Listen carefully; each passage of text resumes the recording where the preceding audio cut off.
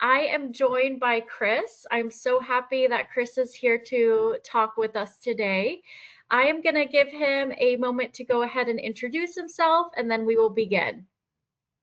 Absolutely, Nora. Thank you for inviting me. I'm super excited to be here. I'm the president of Houston First Financial Group. I also host Money Matters podcast, which has been running for over a decade. And I am a big fan of PreciseFP. So thank you so much for inviting me. Yeah, definitely. More than 300 episodes on that podcast I was just talking to Chris about. So proud of you. That's amazing. Congratulations. And do you want to tell everyone about your book too as well before we get started? Yeah, that sounds weird because it's a new thing for me. So, Oh, so just yeah. introducing it out in the world. So I am working on two different book projects right now. One is called Digital Kaizen, and this is about introducing voice-led AI technology into your personal life. A little bit different. That one, I've got the manuscript completed and it's coming out now by the end of the year. And then there's another one coming out that I'm working on called Digital Kaizen for Financial Advisors. This is the same concept, voice first led AI, and then efficiencies in building your practice one small step at a time. That one is due out for 2026. Outstanding. So you are so credible. Lots of wealth of information I'm sure that you're going to share today. And just to get me started, tell me about your firm, the integrations you're using, your tech stack, any specific services you're offering, or your staff makeup. Yeah. So I fall in the solo entrepreneur bucket, right? In fact, we were talking before this started, and I mentioned that I run most efficiently as a team of two with me and my assistant. But back in October of last year, my assistant left. She went to work for a different producer out in California. That's not good, but we grew talent, so I'm extremely happy for her. But what that left me with is somebody who prefers not living in the paperwork. And I had kind of stepped away from that for many years, and it got stuck right back in my lap. And that was the time that I turned the switch on and brought PreciseFP in as well. So that was what I initially thought was something that would help me with forms. Turned out to be kind of the glue that holds my practice together. It helped me go back and look at all of these different technologies. You know, as advisors, we have this tech stack that we pay for. We don't know how everything works, right? Especially in this day and age where we've got all of these new things rolling out. So I challenged myself to go back and look at everything that I have in my tech stack and see what could I do to make these automations, these workflows more efficient, so that when I brought in my next assistant, I would be able to train her in the right way, train him or her in the right way, and then also be familiar with the efficient processes and how all of this stuff works. Yeah, I feel like that's hard. We always kind of call that tribal knowledge, where it's like, this person knows everything about everything. But then when they go on a vacation, they go on a leave or leave abruptly, you're kind of like, oh, where is the welcome gift for our prospects? Or, oh, I can't find that link. And you're kind of left scrambling. So that's a stressful thing to go through. Absolutely. And that totally made me go back and look at my workflow. Uniquely, when you ask me my tech stack, when you ask me to be on here, I was like, well, I don't feel like I'm a super user of PreciseFP. Should I be on here? Right? And then I thought about it, I was like, okay, well, my tech stack, it's been written about in Financial Planning Magazine. Bob Virus did a piece on it. And the way that I come at it is that I have a spreadsheet that I have in Notion, and I track every single piece of tech that I'm using, and I put the amount that I'm paying, and then on a quarterly basis I go back into that spreadsheet and I'm looking at what am I currently paying, what's considered best in class, am I able to replace something that's better for about the same cost, or occasionally I'll bring in something new, right? That's that FOMO, fear of missing out. Like they're the new greatest and best thing out there. Sometimes that's good, Yeah. but you're probably talking to one of the most frugal people you'll ever meet. I like the idea of operating lean. And so for PreciseFP to make that tech stack every single time I've talked about it, it's earned its place. There's a reason that I'm using it right now. That's so impressive. And what features are you using in PreciseFP, or how are you using it? Yeah, so my my initial use case was like, okay, I got to get back into the paperwork, right?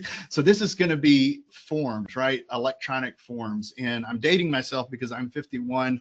The conversation you have with younger people when you talk about going paperless, that conversation for younger people may not even happen. Everything's digital, right? This is what file folders and paperwork used to look like when I got into the business over 20 years ago, right? What is that, Chris? I'm just kidding. Yeah, exactly. And so, being in the business for over 20 years, the idea of pre 9/11, when those buildings blew up and we had insurance companies, financial service companies with paperwork that was scattered everywhere, it made the industry go back and look and say, maybe it's not a great idea that everything is paper-based. And so we made that push to go paperless, right? But I work with people 55 and up who are 5 to 10 years away from retirement. The age group that I work with, there's an idea of digital literacy, right? And for whatever reason, for X number of years, I've been giving people paper, right? So even Money Guide Pro, right? My financial planning software, I would give them the 8-page PDF or the 16-page PDF, and I would get that, am I supposed to print this out and fill it out, right? The idea of getting PreciseFP as data points. Once I got it, I got it. It's about data input, owning your data, and getting it into all of the different platforms that you're using. And it made me think of a story with my mom when I took my mom to the doctor. I'm a caregiver for my mom. She's got dementia. You know how when you go to the doctor's office, they make you fill out all of this information online, right? You got to fill out your entire health history. And then when she got into the office, they turned around and they handed her a clipboard and they said, hey, we need all of this information again. And even her with cognitive diminishment, she turned around and she said, hey, I already did this. This doesn't make any sense, right? Oh, wow. And that's the same experience that our clients have when we sit down and listen to them in a roadmap meeting for an hour or 2 hours. And we talk about all of this intimate information, this PII, and then we turn around and ask it again, right? We've all had that experience. What I found was PreciseFP allowed me to send it to them once, right? So my workflow, when they come in off a Calendly and they schedule an appointment for a roadmap meeting, they come in as a prospect. If we get to the point where they're either physically sitting in my office or we're doing a virtual meeting, there's a lot of other data that I have them fill out before we get to that step. But every time it builds on it through these fact finders, these engagements, these things that we built out inside of PreciseFP. And I don't have to ask them for the information again, even if there's a correction, maybe they got something wrong. As long as you have that switch flip, they can go back and edit it, right?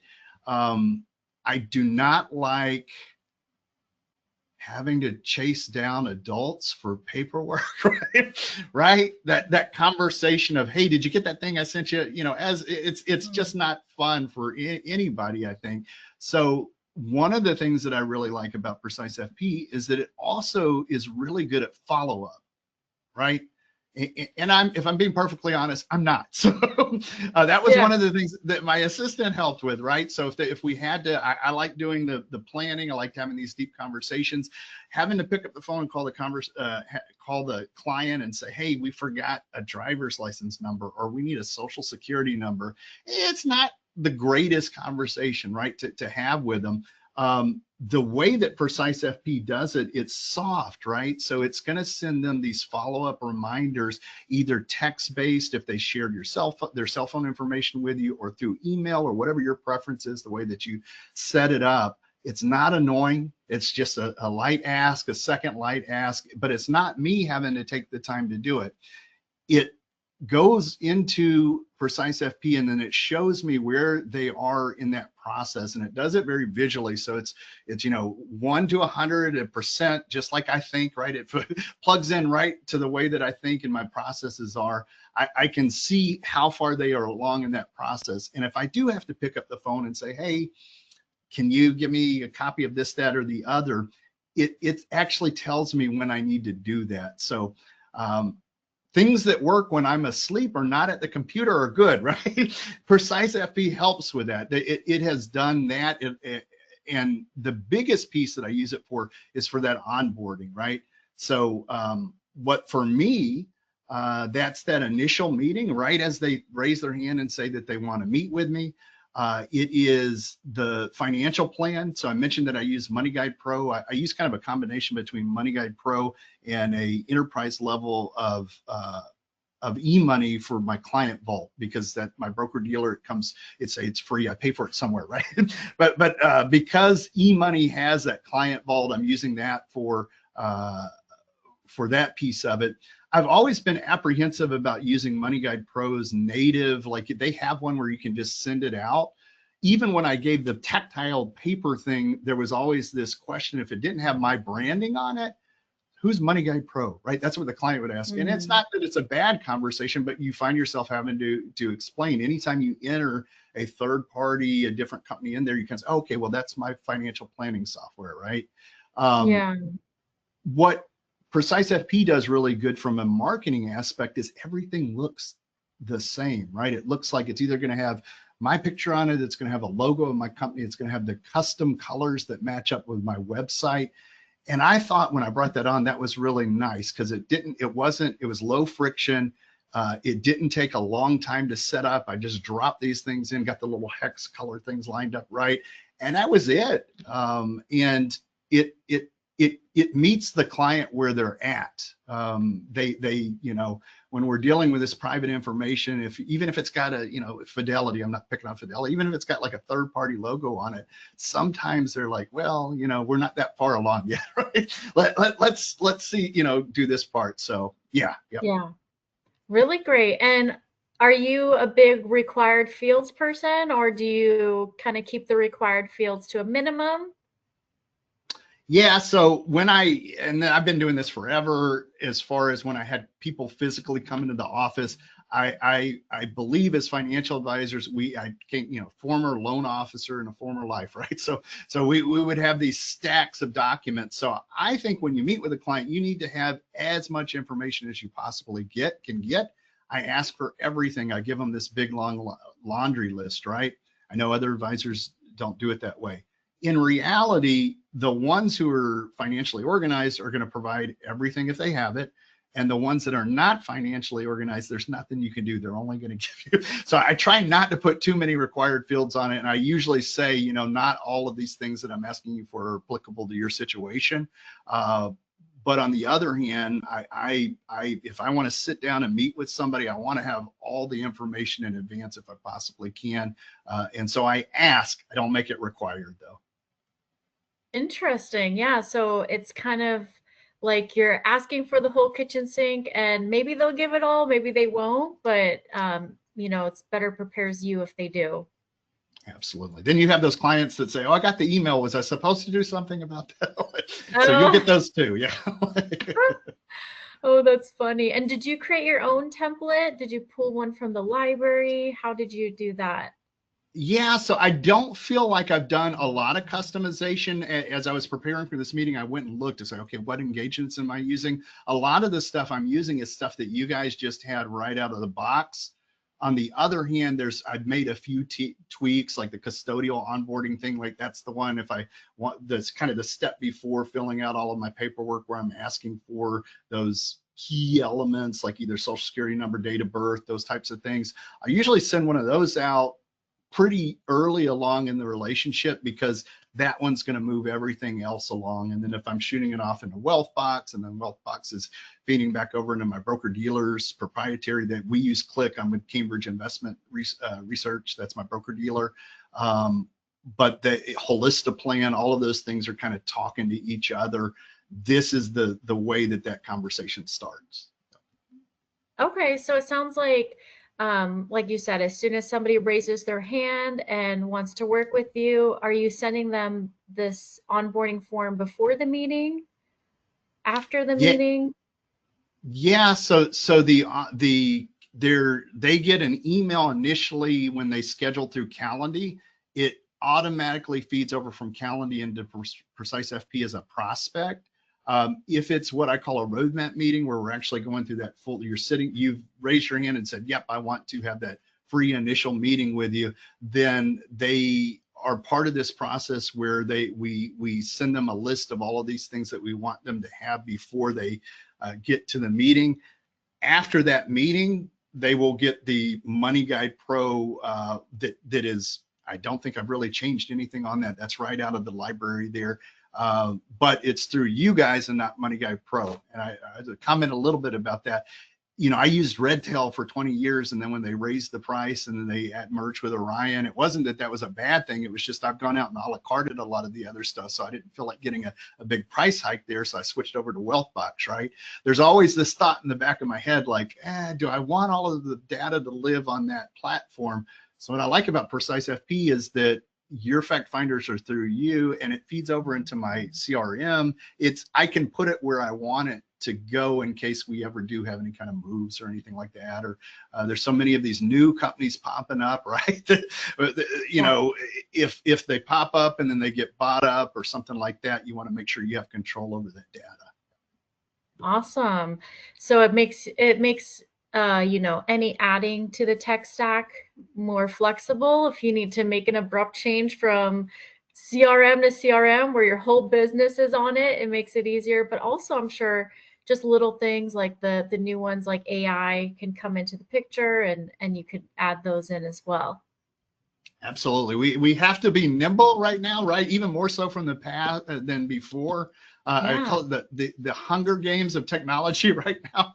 There's so many different platforms popping up, and I'm thinking more about the AI stuff that are popping up Yeah. where they'll start and then something will come along and it will completely replace that entire use case in one swoop, right? So being able to have something like PreciseFP where it's unique that you could push it, it pulls in information and then it pushes it out, right? It can go into your CRM. I'm using it for Holistiplan to request tax reports for people, right? Their tax records. And that's also something that's been hard in the past to just get. Nobody's excited about scanning that stuff. So when it comes in through PreciseFP, it's really nice. It looks slick. There's no question as to where it's the privacy. You've got I think it's double authorization. You have a choice of how you want it to be sent over. The client never questions that. It's secure. Yeah. Yeah, I feel like when you open up PreciseFP for the first time, you're like, oh wow, it's nothing too fancy about it. But then when you think about all the things on the back end that happens of pushing and pulling data, it's very impressive. So you're doing a holistic plan to send out in bulk to your tax clients to have them upload their tax returns and send that out for processing automatically to holistic plan, sounds like. Yes, and you guys have got an integration with Holistiplan. When I prepared for this, I went in and looked at all of the integrations that I have turned on, and it's like Wealthbox, Holistiplan, Advice Pay, although I'm not really using that one because that one's through my broker dealer, but y'all have an integration Okay. for it, so there's possibility to do that in the future. That's the one thing with PreciseFP. It's very user friendly. The UI experience is great. It works the way, I mentioned earlier that it's like a 0 to 100 as far as where we're at, whether they've got the information back. But it can do a lot of stuff. So I'm sure there's other things that I could be doing once I get into the weeds further with it, right? You guys even Yeah. changed the splash page on me between Monday and today. I got in there, it's like, oh, that looks better too. And then you just rolled out like a UI, an AI UI assistant thing, and I have to admit, I have not gotten into that yet. I think that just dropped this week, right? Yes, brand new on Tuesday. The AI feature, you can, you know, just how you use ChatGPT, just create a prompt of, I have a small business owner and I want to get this, this, and this, and the AI will essentially create the form for you. That's awesome. That's awesome. I've seen a couple of other companies that are just the unique cases that they're rolling that stuff out, but it's I think we're at a disruptor, right? But a positive disruptor. Yeah. Everything's changing on us here. So. Yeah. What's your use in AI so far in your practice? I know you have a book coming out Yeah, about yeah. it, and So I was an early adopter of AI. I was one of these people that it could have went two ways. It could have been, we're going to wait this thing out and see where it lands, or we're going to go full force into it. I could kind of see where things were moving. So I went and got myself and my assistant data analytics certified through Vanderbilt, and prompt engineering certified through Vanderbilt as well. Now, when I say that, it sounds fancy. It's literally a Coursera course, right? So, but when I say that, the teacher, Jules White, this is one I recommend to everybody, prompt engineering. So we brought in ChatGPT, the enterprise level, very early in the game. The note takers that everybody are kind of, there's fatigue there because I think everybody saw those roll out. They're like, good, okay, what do you got now, right? So, but they're very powerful. We used Avoma first. This was before there were industry standards ones that predated the AI policy with my broker dealer, right? So now that we are at a different spot with it, we're using Fireflies because that's the one that that's good as far as privacy issues and making sure everything's good with that. But yeah, I use ChatGPT on a daily basis. Anything that I built my own GPTs, and anything that we can do that's going to help is good, right? One of the things I talk about being a Gen Xer is it could go two ways, right? It's either going to be, the Terminator scenario, we're in a dystopian universe, right? Or Star Wars, R2-D2, the friendly sidekick that's helping us get from one place to the other, right?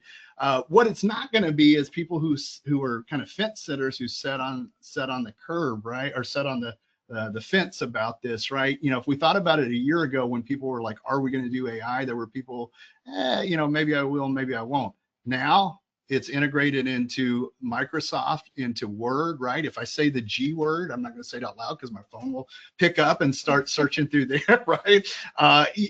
For anybody who was, consciously bowing out of the AI discussion, it's everywhere now. So it's something that early adopters who've kind of already started going down that road, where some of those questions that are coming out, it's just great to see where all of this stuff is going, and that's kind of the basis of the second book I'm working on is enterprise level advisory, third parties that help advisors, and I want to make sure that conversation stays with the advisor.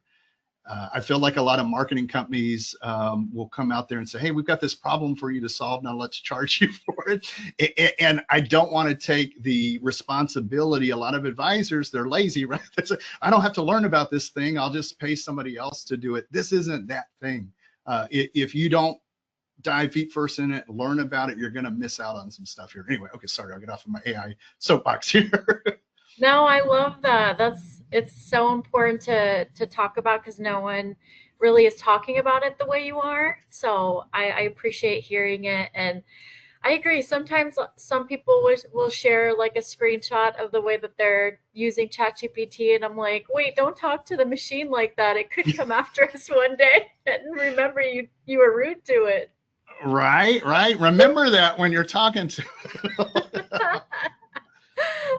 That's so great. But I know internally too here at DocuPace PreciseFP Hubley, we had an expert come in and teach us about AI, just what's out there, what's most commonly used, why you would use this one and not that one. So it is important to at least get some exposure out there. And it's almost like the starting line gets moved. Like the more you postpone it, if the starting line was here and you wait 3 months, well, now it's all the way miles down the road. So it is something to kind of get started in as soon as possible. one of my favorite use cases, and I can share this, is I'm one of those advisors. I don't use a paraplanner. I do the plans myself. As much as I'm trying to not get in the weeds and do data entry, I truly believe I have to touch every single data point of that plan to really know what the client's about, right? So even if I was delegating data entry when I had an assistant, and now Money Guide Pro is coming in through PreciseFP, so a lot of it the client's doing, right? But you still have to go in and touch it. This is literally the checkpoint in a financial plan to see. This is where you're going to kind of take a pulse, right? And so one of the best use cases I found is, as we've been using things like Fireflies, Zox, Jump, all of these note takers that everybody's kind of like, okay, that's last year, right? Now, I say we still got a lot of room here to see how deep these things are data rich, and that we're able to put them into our processes. But even just taking the transcript from the initial financial planning meeting, putting it into ChatGPT, make sure you're using the enterprise version so that it's not training on the client's data, that it's good, right? And then going back and interviewing it. You can even do that through Firefly's Ask Fred, where you're going back on certain things, and it'll calculate net worth, the detail stuff. That has made the data entry part of it and the going back and checking of it so much quicker, right? It used to take me, hours to do a financial plan. 20 minutes, really, Oh. getting through the data entry stuff and then dialing down into those specific details. That's one of my favorite use cases with AI. Okay, so That's so great. Would you say kind of with all of when you take your CFP exam, for example, you have all of those quantitative, things that you need that are just objective, like the numbers, those get brought to the surface easier for you, but then the qualitative stuff, the more relationship building is what you focus on? yes, and I would even go further than that. Like, so the idea of AI not being able to get the sentiment, the emotional part of it, it's actually quite good at that.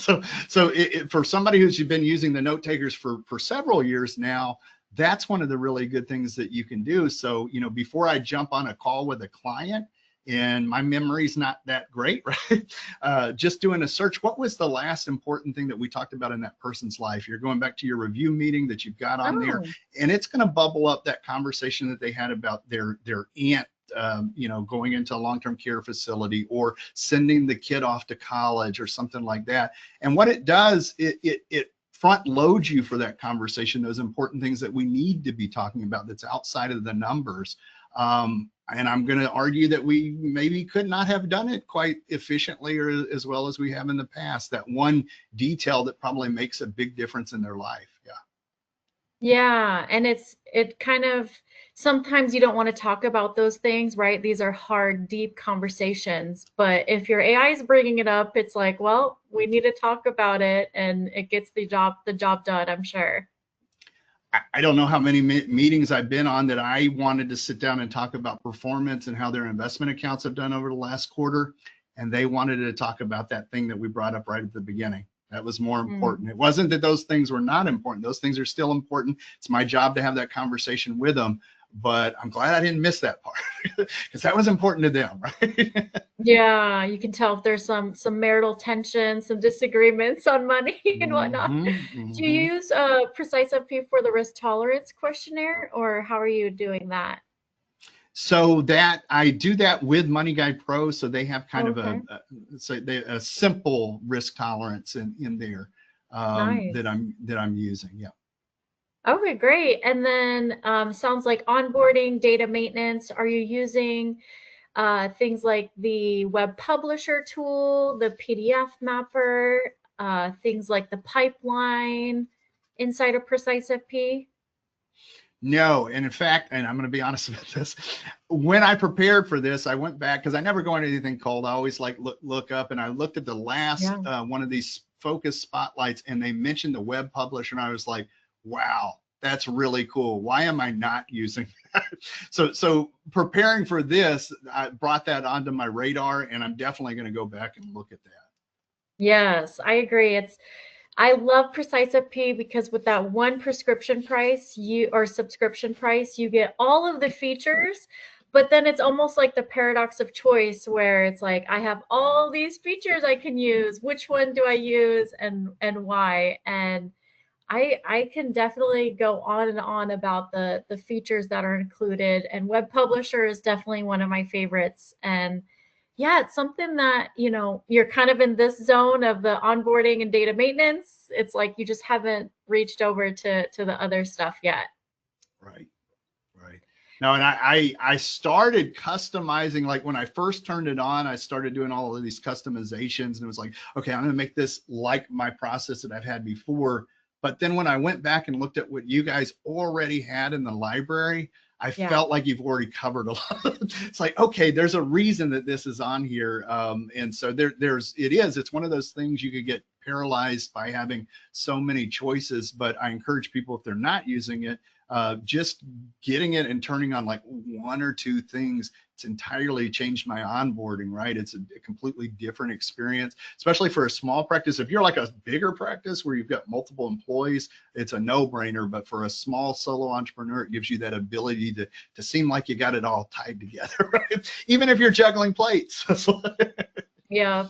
Yeah, and I know we always praise the back office heroes here as a company, but I'm sure once they leave, you really see those capes that they were wearing each day of like, wow, they were handling a lot of paperwork. Absolutely, absolutely. Now, uniquely, I'm one of these advisors. When I started in the industry, I was actually an operations manager at the UBS down the street here in River Oaks in Houston. Oh, okay. And so a lot of advisors don't actually learn the paperwork part of the business. I hate to be that way, but they'll get assistance and they'll just like, hey, make this happen. And it'll be like leadership by osmosis. They expect you to be a psychic, kind of know what's going on.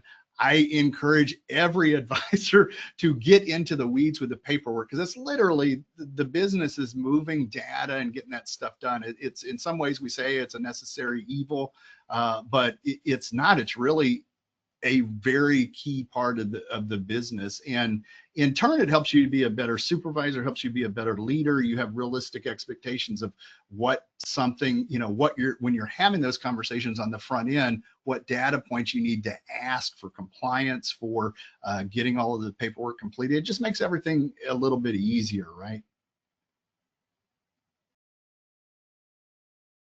Yeah, and I think it's nice to step into just disaster recovery plan wise too, you know, just is the office safe if we have 9 filing cabinets? You know, with when you go digital, your disaster recovery plan is to check into a hotel, plug in your laptop, and log in. You know, it's a much different thing than hiring, you know, the people that will do the drying and recovering everything. So it is important to step in once in a while and see what is in action. You know, one of the things I mentioned earlier, I just want to kind of pivot a little bit on that. I talked about, you know, the age group for my clients and this generational thing, and that younger advisors, they may not even have that conversation of like going from paperwork, right, to digital, right?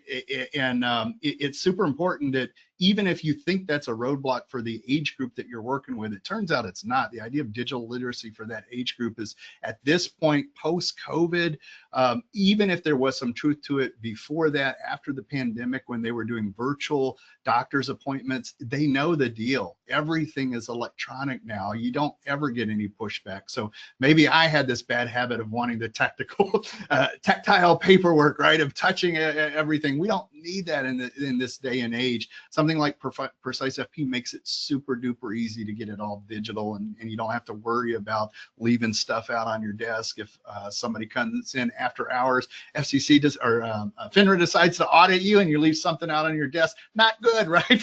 For security. When it's digital, just like you said, for disaster recovery, we have all of this stuff that's out in the cloud. It's all on our CRMs. This is definitely a better way to do it. Yeah, definitely. Do you have any advice for new users if people were getting started, or maybe any introduction to your clients, prospects, things that you've learned along the way? Yeah, no, I mean, I would just share the experience. It's very well put together. It's professional. It follows, if you're trying to have the branding that is your company, your voice, it's consistent all the way across every single form that you send out to them. That's huge to me. It's very, it's funny, people will have uh, personal stories that they dealt with, Vanguard or Voya or some company. And if you introduce a form with a company logo, it's just an additional conversation you don't have to have, right? Yeah. And having that professional standardization of every form that comes out, I think that in itself is a really good part of it. It's just kind of baked into it, right? Like I don't even think about it at this point, but it's kind of baked into it. So for new users, if that's something that you've wanted in the past, that's a piece of it that's not even like the biggest piece of it, right? And when I thought I was getting something to do electronic forms, and it turned out it was so much more than that, it changed my entire onboarding process. It helped my database talk to my Holista plan, getting the tax returns easier that way. Being able to, the other day I was putting something in, I was like, oh, do I have that phone number? I don't know if I do. They entered it in through Calendly, and I got Calendly coming in through PreciseFP. So I just jumped into PreciseFP and got the phone number, right? So it's getting it once and not having to ask for it again, right? Makes us look good because I hate it when if I have to, the clients are pretty laid back about it. Yeah, people make mistakes, but you don't want to point out something like that, right? We forgot to ask you about your driver's license. We forgot to ask you about your social security. So it brings credibility, right? It's not, if you think about your experience, the client service experience, when you go to a doctor's office, they've got their act together, right? It's all systematic, it's efficient, and you're not going to be like, hey, we forgot to get your driver's license, right? So this puts us in that same level of professional where we're able to manage that data in such a way that it's not having to recreate the wheel with every single form we fill out. Yeah, it sounds like you're of the philosophy of thought of like, I could be using 100 softwares back here, but I don't want you to know that, or not know that, but I want you to get this one front, one branded presence where I'm getting it from you, you're telling me, and then I'll go behind the scenes and work the magic, 100%. I agree with that. Yep. A lot of the clients, they don't want to look under the hood, right? The least amount of friction possible. If it seems seamless, that's important. It just makes it easy for everybody. Yeah. Really great, really great. And how long have you been using PreciseFP? So just about a year or so. I think that's Wow. right. It's since October of last year. And it is definitely, it was around before that, it was on my radar, but I'm of the opinion when you hear about something more than once, that's a signal that you need to look at it. So having my OSJ at Cambridge use it, and she had great response from it, and then seeing other advisors saying, yep. And as we're having to make these difficult decisions, the biggest thing for me was having to go back and figure out how all of these different platforms talk to each other and the integrations portion of it. If you have something like PreciseFP, it takes that too many decisions off your plate, because here's the key ones that you need. This is what's talking to this. In some ways, it made it simpler and easier because I could focus just on those. Yeah. Mm-hmm. Yeah, you almost want to mind map it where you put all of the tech stack on a whiteboard and draw arrows of what goes where and how many. Maybe Wealthbox sends stuff to Holista Plan, but is it as much as PreciseFP? Do you want to choose one versus the other? And know this is a dynamic document and not a static document, right? It will be changing, and be comfortable with that. And that's why I go back and I review all that stuff quarterly, because there is, even in the software itself, you guys just rolled out that new feature that seems really cool, right? All of the stuff that we're paying for it as advisors, it changes, it keeps up with the industry. So it's challenging yourself to go back and learn it, make sure you're using it the most efficiently that you possibly can. PreciseFP is part of that process, right? It just makes it easier for us. So I know, I definitely, can just imagine every advisor's web browser tab has to be filled with many, many tabs. And as softwares are rolling out new and new stuff, it gets so overwhelming to know what to do, how to learn, how to fit things in, to continue education when you need to and when you have to and when it's nice to. So that's a lot. It You're is. doing a great job. I definitely appreciate the follow-up part of it. Those periodic reminders where you can just check that box. It does it in the background for me. And if I do have to pick up the phone, right? Not saying I hate picking up the phone, but when I pick up the phone, I want to make sure it's for an important reason, right? And so when I do, I know when I have to do that because they've gone out past those 2 reminders. They end up in a queue. There's a percentage of people that like, hey, you have to follow up with. But in reality, after getting a couple of texts, just like you and me on a daily basis, right? Like we go to the doctor, like, hey, you need to fill this out. Eventually you end up doing it. So that it just makes things a lot easier. Yeah, definitely.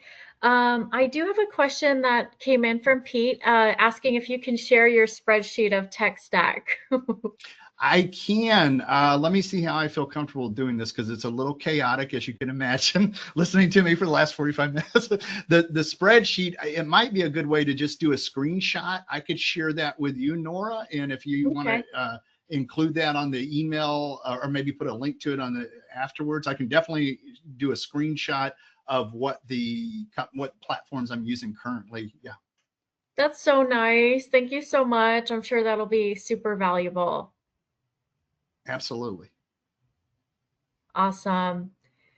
All right. And I was wondering too, what services are you offering? Are you doing estate planning, college planning, budgeting, everything, or Yeah, so my practice, I'm in a very specific niche. I know all advisors are like, oh, okay. I'm in a specific niche, but truly I'm in. So I work with clients 55 and up. They're all higher education. They're all state employees, and I help them coordinate their pension and their Social Security. I also actively manage their ORP if they're with Fidelity or TIAA-CREF, and that's kind of the thing that I do the most for, or what I'm known for. Tax planning with Holistiplan. So I'm not a CPA, but Holistiplan is a great platform. It allows us to proactively provide stuff that can help them before the end of the year, before they get to meet with the CPA. So that's been a great add. I use Trust and Wills for my estate planning. I've gone through 3 or 4 different iterations of the estate planning stuff. When advisors started offering that stuff, I'm usually the guy at Cambridge. Since I've been there that long, I usually run it up the flagpole and get them to do the due diligence. And now I'm with Trust and Wills, mostly because I'm cheap and I don't have to pay anything for Trust and Wills, right? And that just goes straight to the client. Other advisors have done a really good job of creating estate planning, or not estate planning, but what we're doing as a revenue center. I'm Mm. just doing it as kind of an add on there. I do have my CES, Certified Estate and Trust Specialist certification, so it's an area that I focus on. But it's not we're not a replacement for an attorney. So I do have professional relationships with attorneys. I've got professional relationships with CPAs over the years. And I would make the argument, depending on what other advisors are doing, it's kind of where everything's going, right? At one Yeah. point, when those things first started out, we were like, oh, we can create a revenue center. It's almost like everything's being commoditized. The larger enterprise level advisory practices that are bigger than just solo entrepreneurs and family offices, they're going to do all that stuff. If you go to Vanguard, you can get an estate package, you can get all that stuff. So I encourage other advisors to be able to offer a whole bunch of that stuff, right? And we can only do it by leveraging technology, especially if it's just one person, right? Yeah. And when you, let's say, get a holistic plan report, are you giving them the report or are you kind of having a meeting to follow up, just giving them kind of the Cliff Notes version? Yeah, but so both of those things. So for what I do is follow up for Holistiplan is it once they share the tax or their tax report with me, I put the Holistiplan report together and then I do a separate meeting. It's not as long as my quarterly meetings, right? Those can go on, but I say we're going to have a quick 15-minute meeting to review Okay. this report. So sometimes I send the report and the client's going to look at it and they're going to like, I don't need to talk with you, Chris, I get it. But generally that's not the case. Most of the time there's some things that I can point out to them. And that's from leveraging what Holistaplan has done. I always look at best case and like most efficient use cases. So when I bring us something on like Holistaplan or Trust and Wheels, I usually try to pick their brain and say, what have other advisors done with this software? And who are your super users? What have they done to really implement it into their practice, and what's worked well for them, right? And all of those companies will usually bubble that stuff to the top and bring it to you, and it just helps you front load and kind of fast load it into your practice management. Really nice. Sarah's asking, as part of your onboarding, what is the overall client experience? Do they receive one PreciseFP request for all necessary know your client information along with your disclosure and firm documents? Do you then use that to fill out custodian paperwork? And if engaging in a financial plan, do they get a separate request for that data? Yeah, so Sarah, this is a great question. So I am with Cambridge, that's my broker dealer. So it's going to be a different use case because we have something called DocuSign where there's definitely forms that are proprietary to the Cambridge that they have to sign, right? But getting all of that data up into that form starts with PreciseFP. So all of the onboarding stuff I'm doing through PreciseFP, it's going into Wealthbox. I'm able to map that over to Click. Now, if I was not with an independent broker dealer and I was a younger person who had an RIA, you guys are open architecture, right? So you're like building your own forms and all of this stuff out as you go. If I was at that point and I was making decisions on like architecture for my platform management, PreciseFP can definitely do all of that, right? You can build all of that stuff right into it, and it can be native there. Because I'm with a broker dealer, those forms there's certain ones that we have to do across the board. Yeah.